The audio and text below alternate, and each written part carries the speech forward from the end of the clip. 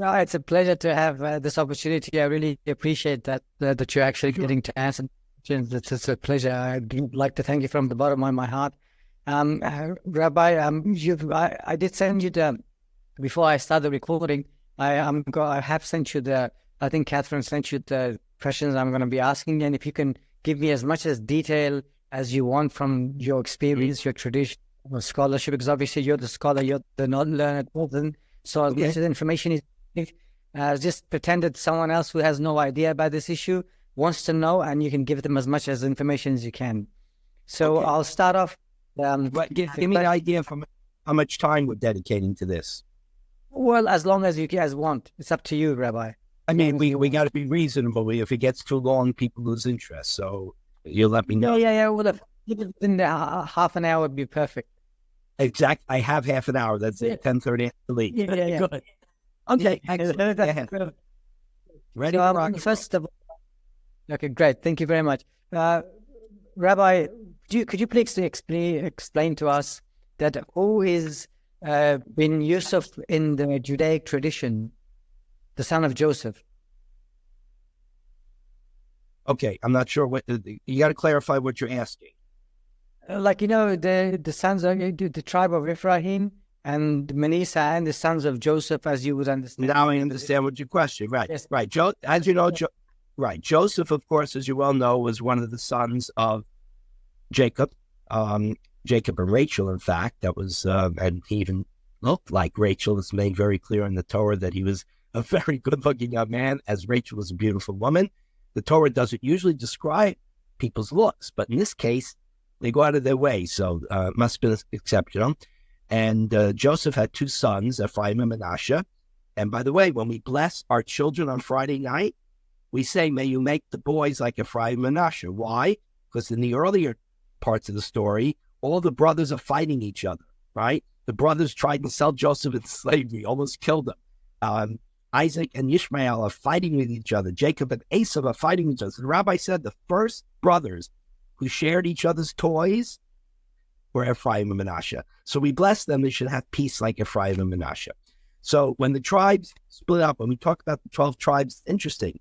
We don't talk about Joseph's inheritance in the land of Israel, but rather the tribes of Ephraim and Manasseh.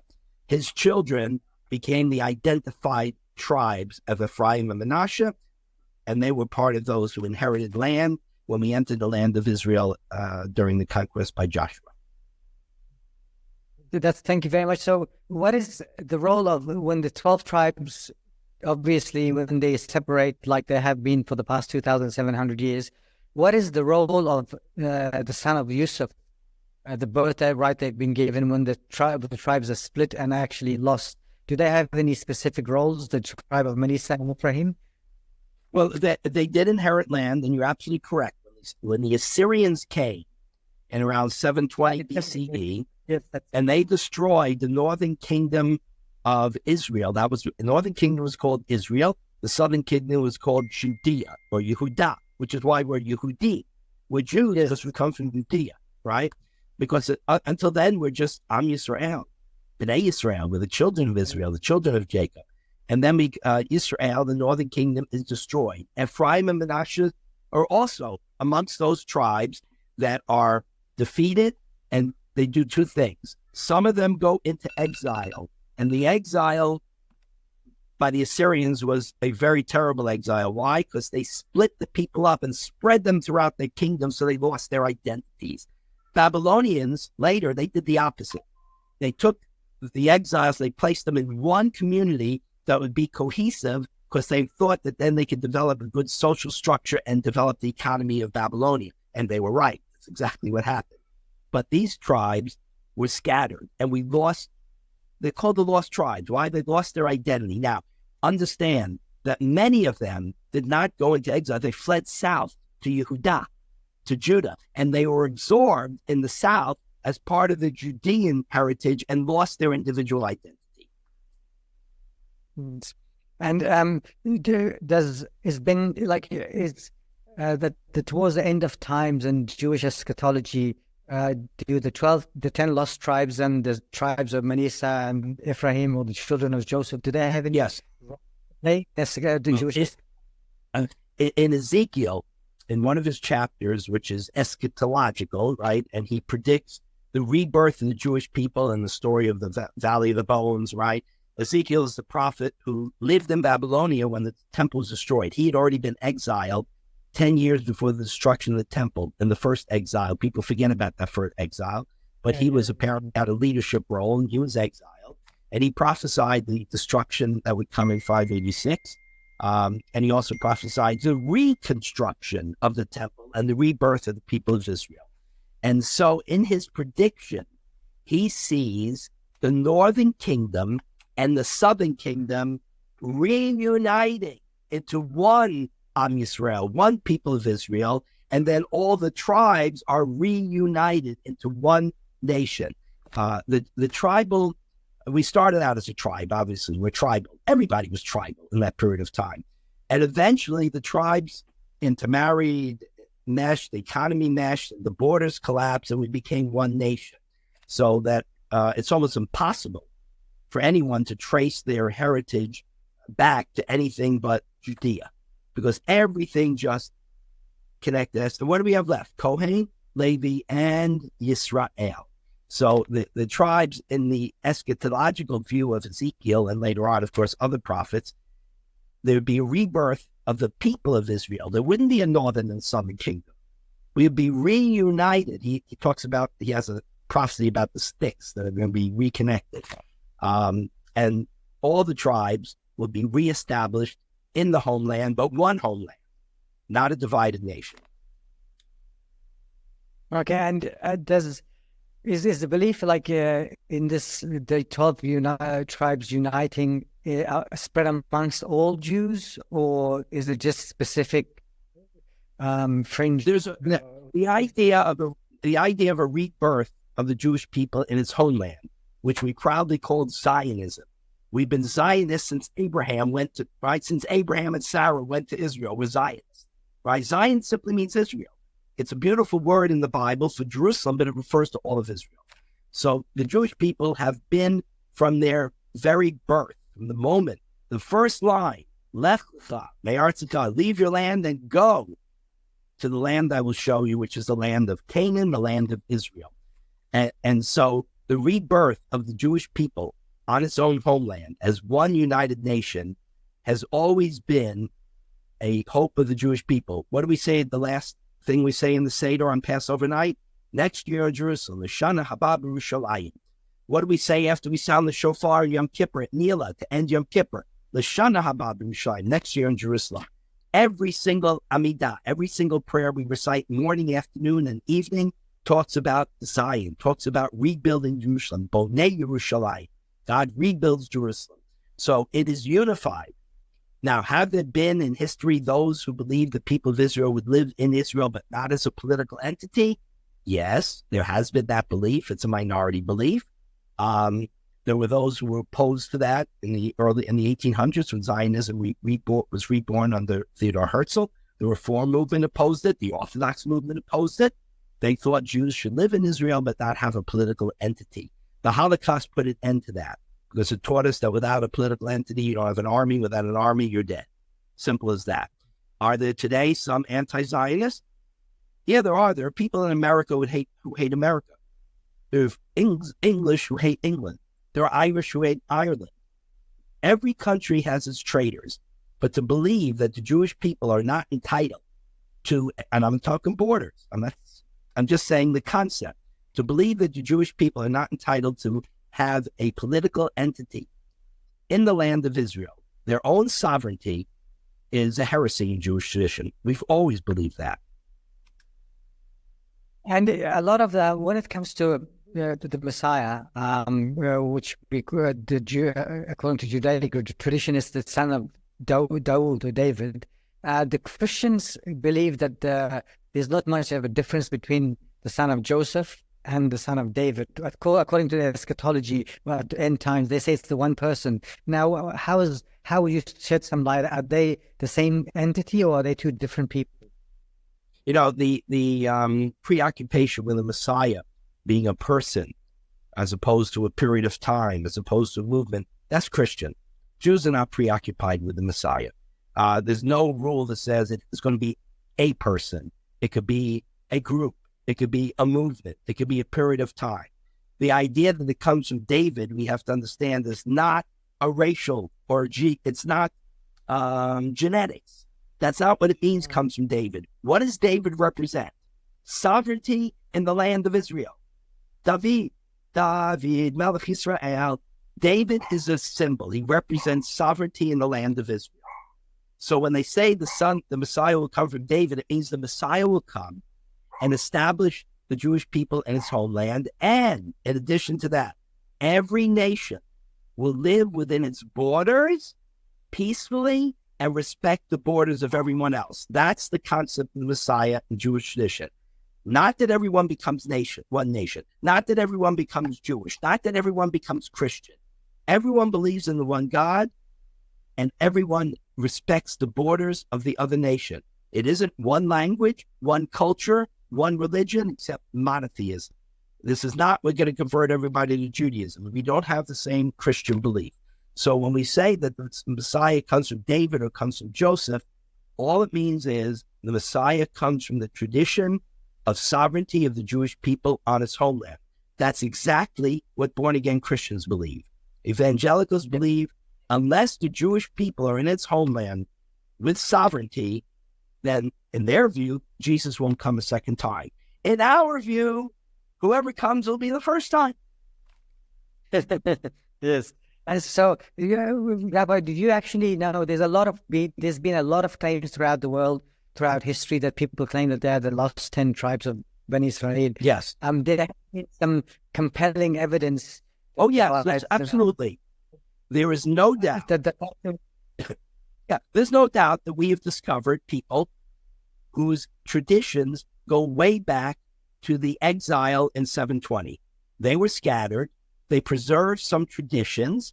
They may have not known with as traditions, just like after 1492, the Spanish Inquisition, and Jews were scattered, and they became conversos, and then they lost their identity.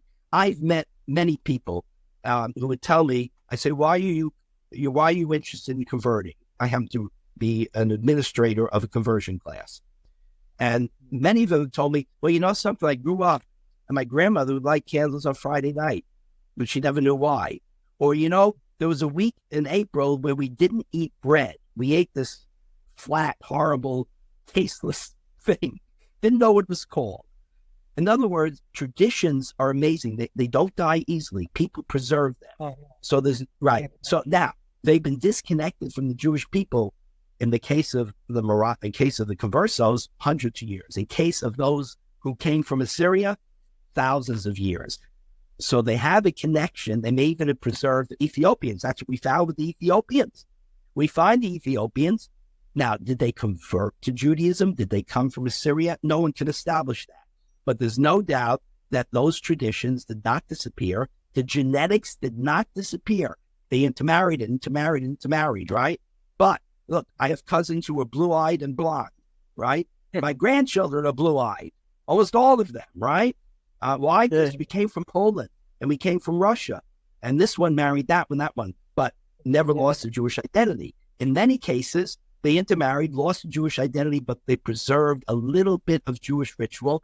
And now, with all our computer stuff and our ability to discover things, they say, whoa, that was a Jewish tradition. I never knew it. So yes, there's no doubt that there are people who were preserved from that exile in 720, 722, one of those dates. Yeah. Well, I'm not sure, Rabbi, if you know much about Pashtuns of Afghanistan. We have a code called Pashtunwala, which is actually the Torah. And if you go and see, there's a lot of archaeological evidence. There's been a lot of documentary and tests done that says specifically that it's up to 68% DNA matches the Ashkenazi. And that's, I'm not sure if you're aware of it. A lot of it was both. I've heard about it. I've heard about it. Any community that has preserved a piece of Jewish tradition, biblical tradition, right? They were exiled before the Bible was even canonized. They were exiled before the Talmud. So they have a genetic connection. They have an historical connection.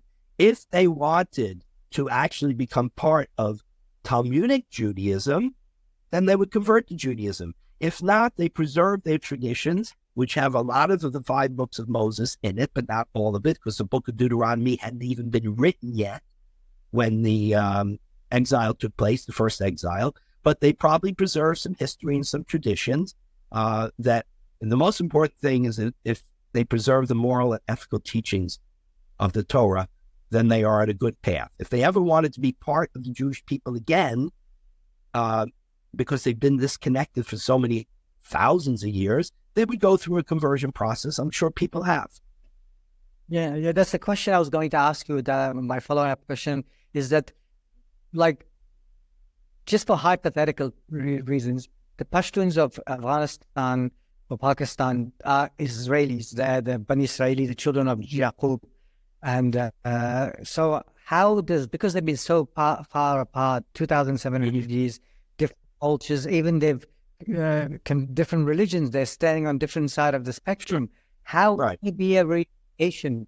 For example, if the Pashtuns are the last 10 tribes, like, if they're, like, how do you get that like, how is that, do you think, according to the Torah and the eschatology, how is that going to play out in the end times? Well, they might be Christians or... Again, in the end of times, the issue is not Judaism, Christianity, Islam, Buddhism, it's monotheism, right? That is the contribution of Abraham to the world. Monotheism is not a numerical, I have one God, you have 3 gods. Monotheism means it's one moral and ethical teaching. Thou shalt not murder comes from God, not from government. Thou shalt not kidnap comes from God, not from government.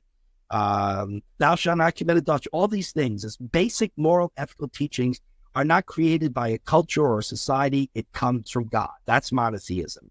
And therefore, we're all obligated as human beings. How we worship that God, what we eat, what music we like, how we dance, how we marry, all that is cultural. It's custom.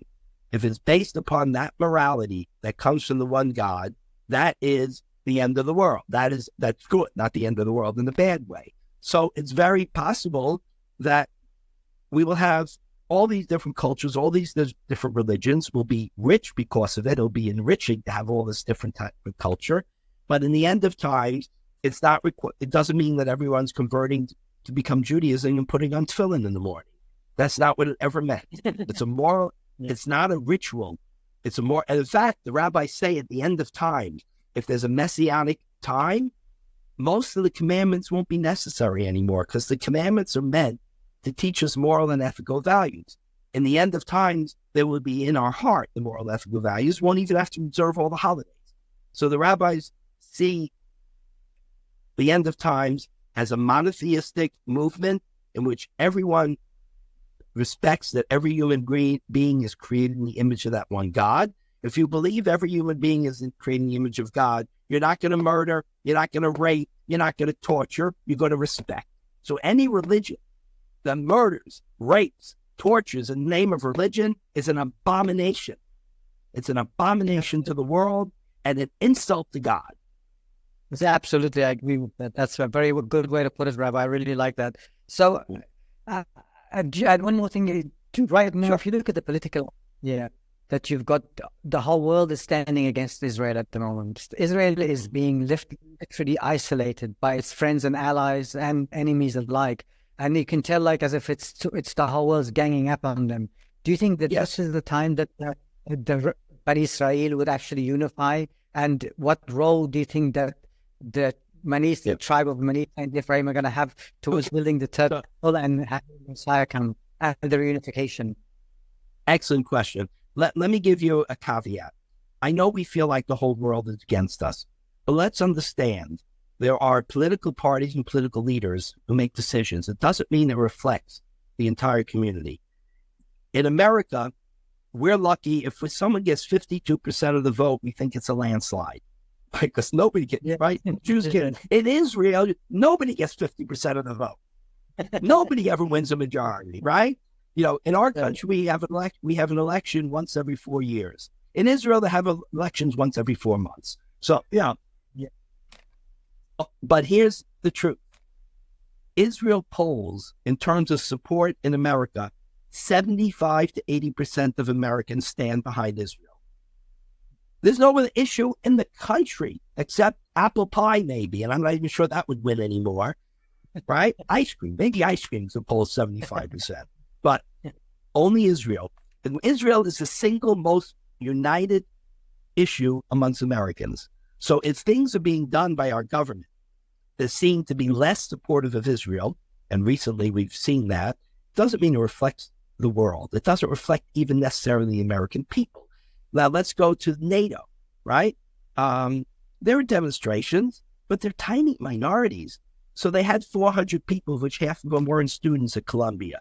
There's 25,000 students in Columbia. They had 50 people walk out on Jerry Seinfeld, right? I guess they didn't think it was funny, okay? They walked out on the graduation, 50. But there were thousands who jeered them and applauded him. So we shouldn't think. I'll tell you another thing. Who wants Hamas destroyed? Egypt, Saudi Arabia, UAE, Jordan, Bahrain. Yes. They don't say it out loud, but they clearly do. So Israel has much more support than we think it does, and it seems to have in the Western world. Rather say China, Russia, it's all political stuff there, and they oppose anybody who supports America. As simple as that. I mean, they'll oppose Puerto Rico if they have to, because it supports America. So in the Western world, Israel has tremendous support. But sometimes in politics, the people who are running the show make decisions that are very, very unpopular and seem to be against Israel. Now, it is true, however, that the left-wing progressive movement is very anti-Israel, but it's also anti-America, and it's anti-capitalism, and it's anti-democracy, and the West better wake up to that. This has nothing, what begins with the Jews never ends with the Jews. Christians are, and you know this, Christians are in as much danger in radical Muslim countries as Jews are, except the Jews got out. Christians, just a few weeks ago, Christians are being murdered in Egypt.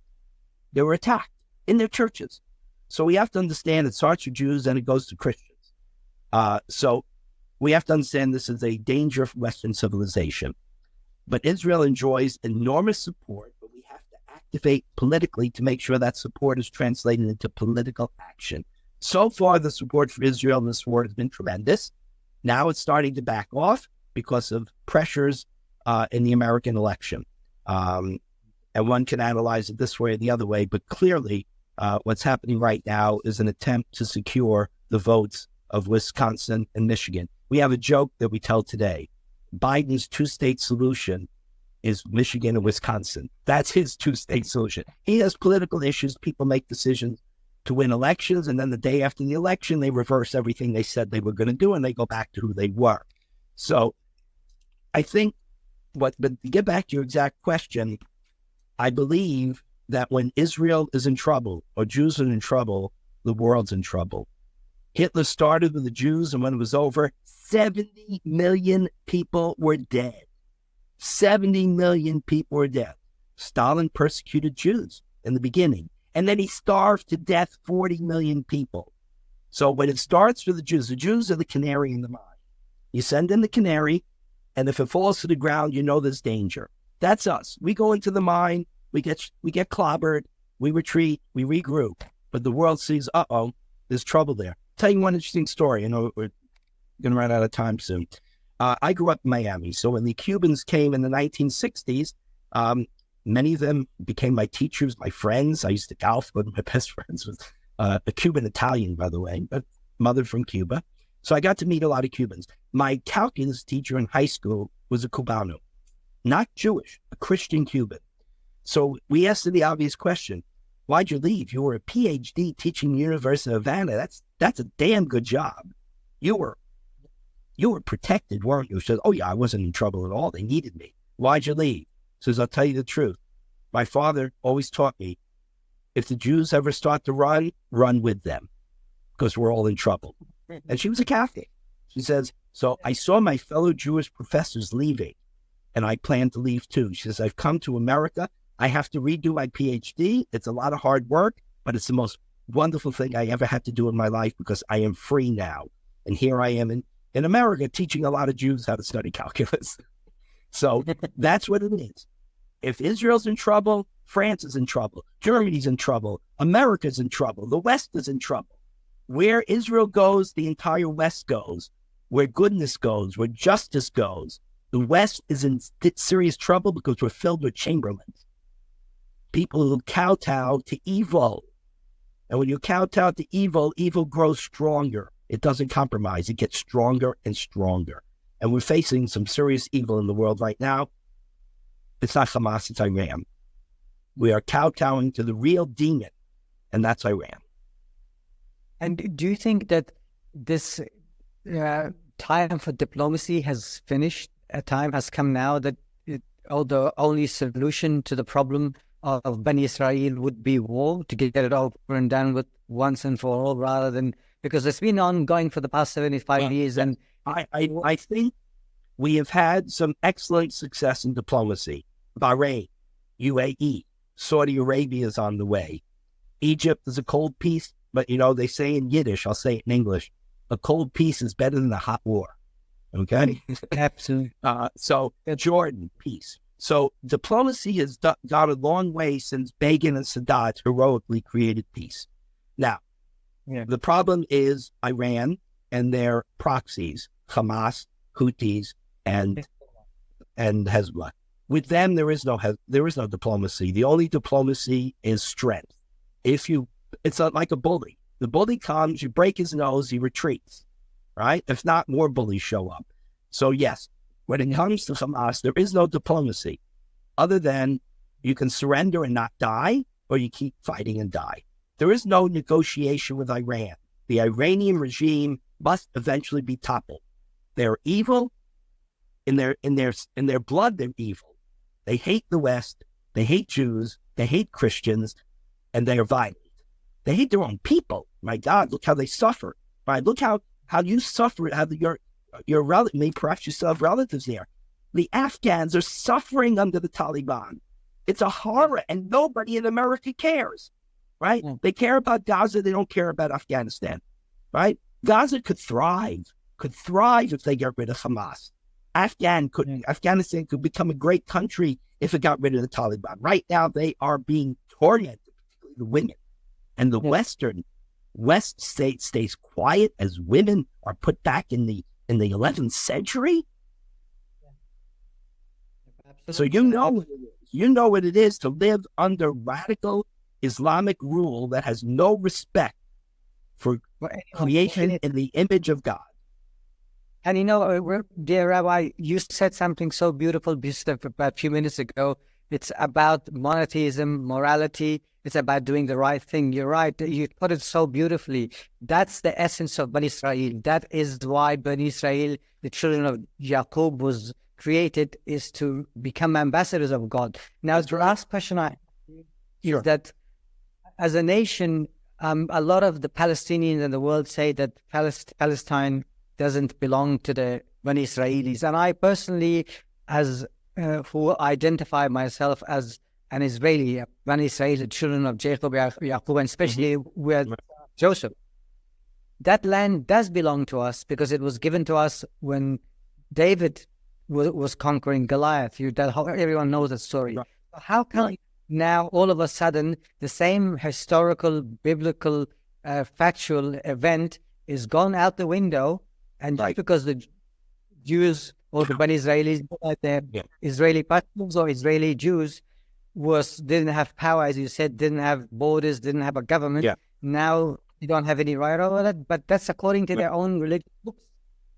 Right. It even doesn't deny.